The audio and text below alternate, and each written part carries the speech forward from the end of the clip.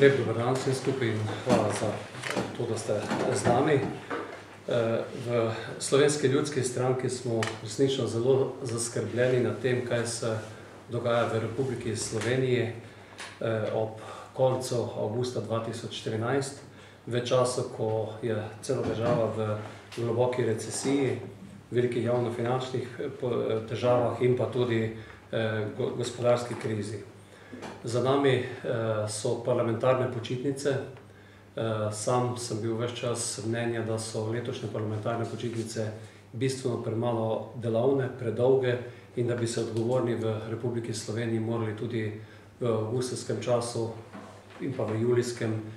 mnogo več ukvarjati z problemi, izhodi iz krize, v kateri se je Slovenija znašla. Veliko in, bom rekel, res globoko razočaranje je to, kar se dogaja v Sloveniji v zadnjih dneh, v zadnjem tednu. Namesto, da bi iz parlamentarnih počitnic prišli v resno odgovorno delo, je Slovenija takoj zašla v globoko ideološko krizo. To, kar se je dogajalo ob 70-letnici domobranstva, ob tem, da je bil eden od predsednikov opozicijske stranke govornik, na drugi strani pa predsednik ene od koalicijskih strank,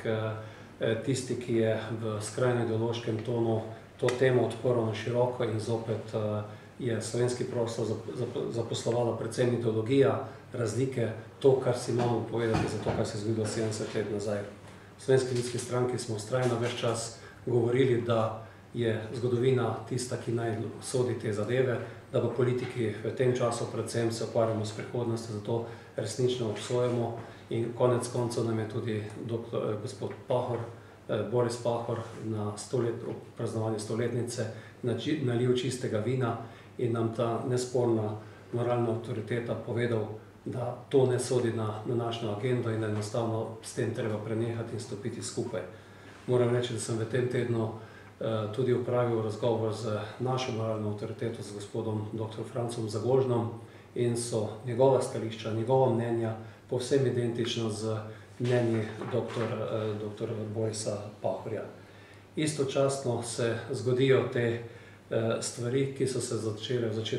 kulminirale v začetku tega tedna, ko vlada potem, ko zaključi počitnice, ko je 5 mesecev že na vladi, se sede skupaj in po 11 urah razprave ugotovi, da rabi še en mesec za izhod iz krize, za pripravo ukrepov, s katerimi bo Slovenija šla iz krize.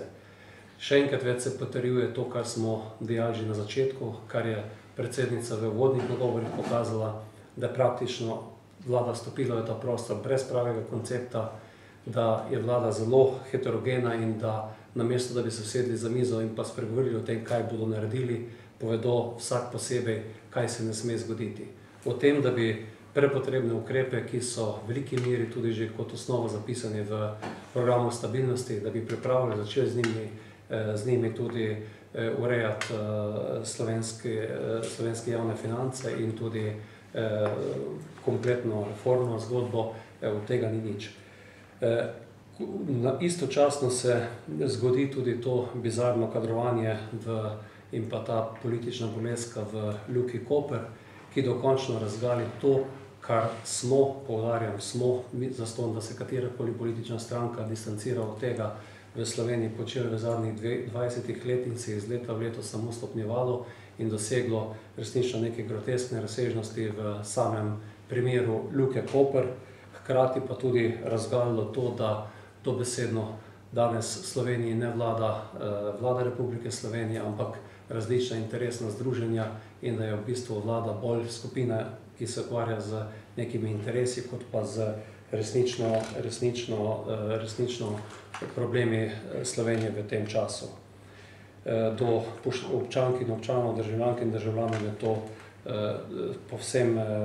nesprejemljivo in v bistvu brez vsake prisotnosti kakršnekoli etike, poštenja, moralnosti. Ta primer je dokončno pokazal tudi to, da je nasprotovanje lanskima ukrepoma, ki sta bila na nek način dogovorjena približno pred enim letom, to je prepotrebne sanacije bank in s tem posledično ustanovitve slabe bank in pa tudi Slovenskega državnega holdinga, da je dejansko takratno nasprotovanje predvsem iz vrst Pozitivne Slovenije, ki je tudi na koncu za tisto ustavno presojo o polnoči prenešeno v Državni zbor, razkrilo se, kaj je bilo v bistvu ozadje te zgodbe. Ozadje je nič drugega kot to, da se dejansko preko soda, preko teh kadrovskih variacij, ki so postavljene na sodu, na kapitalske družbi, pleni po tem državnem premoženju in da se prepreči neko transparentno in pa strokovno delovanje, kar bi nesporno Slovenski državni holding, v katerem bi morali biti na izvršilnih funkcijah ljudje, ki s politiko nimajo nič, da bi bil to napredek v slovenskem upravljanju z državnim premoženjem. Vsled vsega tega smo zaskrbljeni. Bojim se, da na takšen način grozi propad še marsikaterega slovenskega podjetja. Zagotovo je velik problem to, da bo potrebno po pol leta poročati o tem, kaj smo od tega, kaj je zapisano v program stabilnosti, tudi izvedli. Doslej, žal razen 2 referendumskih pobud, kjer še druga, se pravi fiskalna pravila, niti nima pripravljenega oziroma vloženega izvedbenega zakona, nismo naredili praktično nič, čas izteka, vlada pa si še vedno kupuje čas. Ob vsem tem želimo slovenski politiki in bomo tudi v naslednjem tednu šli z jasno pobudo. Prvič, da se slovenske politične stranke zavežejo, da do konca mandata, ki ga imamo pred sabo, parlament je na slabi polovici svojega dela, da se zavežejo k absolutnemu izogibanju vseh ideoloških tem, da to, kar smo nekateri, pa mislim, da večina Slovenk in Slovencev tudi zelo pozorno slišali, dr. Borisa Pahorja, tudi izvajamo pri svojem delu in da resnično ta del slovenske zgodovine, žalosten del, prepustimo zgodovinarjem, mi pa danes na odgovornih mestih,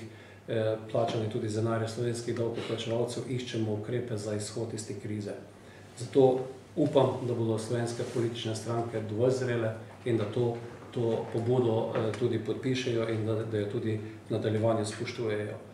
Druga stvar pa, ki mislim, da je nujno potrebno narediti, je to, da je nesporno ugotovljeno, da je vlada Alenke Bratušek praktično upravilno popolnoma nesposobna, da to tudi sama spozna, da se z tega naslova potem tudi parlamentarne stranke sedemo skupaj in začnemo resen, odgovoren pogovor o ustanovitvi tehnične vlade v Republiki Sloveniji.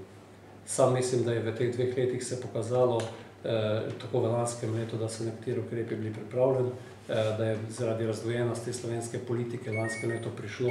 tudi na koncev do različnih nasprotnih mnenj, popolne razdvojenosti, nadgrajene potem še z sklepi korupcijske komisije, razpad koalicije. V letošnjem letu je iz drugih strank sestavljena koalicija po mojem globokem prepričanju pokazala in dokazala to popolno pravilno nesposobnost in po našem prepričanju edino, kar nas reši, da se vse parlamentarne stranke sedijo za mizo, naredijo jasen program, kaj je potrebno narediti v naslednjem letu 2, ali je to do konca rednega mandata ali pa v dobrem letu, zagotovo je pa za dobro leto dela, da se jasno iz programa stabilnosti dogovorimo okoli ukrepov, katere bomo začeli tako izvajati, da je politika na tem področju enotna, da ni zopet to, kar bo nekdo naredil v naslednjem koraku napadeno strani opozicije. Še bolj žalostno je pa to, da se danes koalicija sama spre, preden sploh kakšen ukrep pripravi in da enostavno na osnovi dogovorjenih opredelitev, ki bodo imele na eni strani izvedbo programa stabilnosti, na drugi strani pa dogovorjene ukrepe za zagon slovenskega gospodarstva, ugotovimo, kdo so ljudje, ki bodo to najbolje izvedli, da tem ljudem prepustimo tudi, da speljo do konca projekt slabe banke, da ne bo zopet podobno kot pri interesih v okviru upravljanja, prodaje, razprodaje državnega premoženja, tudi tam interes kogarkoli zavarovati. Mislim, da je to, da je stopila Evropska komisija v ta proces pozitivno in naj se ta zadeva zaključi do konca, da rešimo ta ključni problem. Na drugi strani pa, kot sem že dejal, da vlada potem tudi končno določiti upravljavce državnega premoženja, ki bodo odgovorno, dolgoročno ravnali s tem premoženjem in na osnovi strategije upravljanja teh podjetij ugotavljali, kaj od tega je predmet prodaje, kaj pa predmet profesionalnega upravljanja, ne pa do končnega vstopa politike v ta prostor. In kot sem že dejal, vsem tem danes pregovorimo tudi še na glavnem odboru Slovenske ljudske stranke, v naslednjem tednu pa to pobudo pošljemo vsem političnim strankam in upam, da je dovolj modrosti, da slišimo še enkrat, kot sem dejal, tiste, ki Sloveniji zagotovo želijo dobro in so tudi skozi življenjsko delo to dokazali in nam tudi, ki danes imamo te odgovorne funkcije, dali po svojo lekcijo v tem tednu. Lepa, morda še dol vodstva, kaj doda? Jaz bi dodala še to, da... Da, Krister?